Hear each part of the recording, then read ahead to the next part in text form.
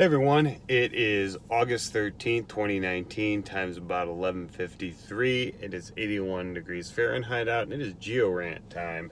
Geo Rant 108, I believe. I've talked about banded iron formation before and how banded iron formation, or BIF, B-I-F, is the only sedimentary rock Earth no longer produces. They're common in the Precambrian, right up into about 1.85 billion years ago, which is also the same time as the Sudbury impact in Ontario. Whether or not that has something to do with it is still up for discussion. But they were still around after that, up until about, if memory serves correctly, about 800 million years ago. So during the Neoproterozoic is the last one.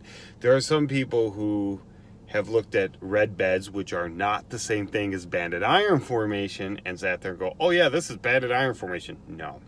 Banded iron formation, by definition, is alternating laminations or beds of iron oxide and usually a chert of some sort. It's usually red, it can be yellow or brown in the case of tiger's eye. But, I mean, there are slight variations of this. You can have carbonate inclusions in this. You can have clastics in this stuff. But basically, that's what it is, or other clastics other than chert. But basically, that's what banded iron formation is. It's an iron oxide, usually hematite, but it can be other ones, with something else in between. An iron oxide, something else in between, iron oxides. It's not just red beds, okay? But that's not the point of this rant. Well, while we were up north, let me get it, hold on.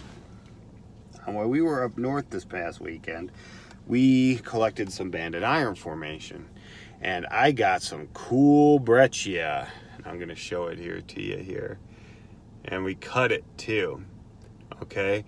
You can see that originally, you can see the relic banding, but this is all jumbled up. This is some sort of, this was not in place, unfortunately, so I don't know how it is in relationship to anything else. So that's some sort of tectonic feature, probably coeval with deposition.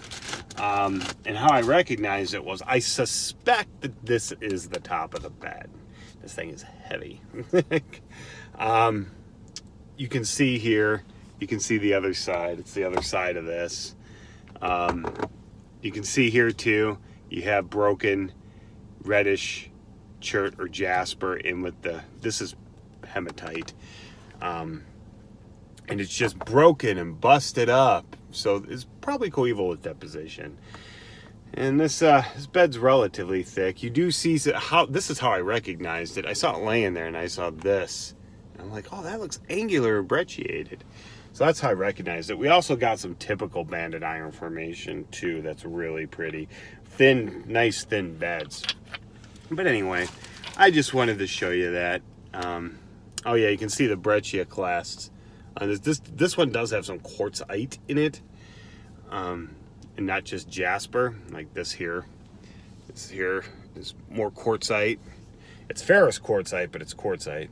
Anyway, I think that's going to wrap this up. Anyway, if you have any comments or questions, please feel free to leave them below, and have a good day. And I hope you learned something.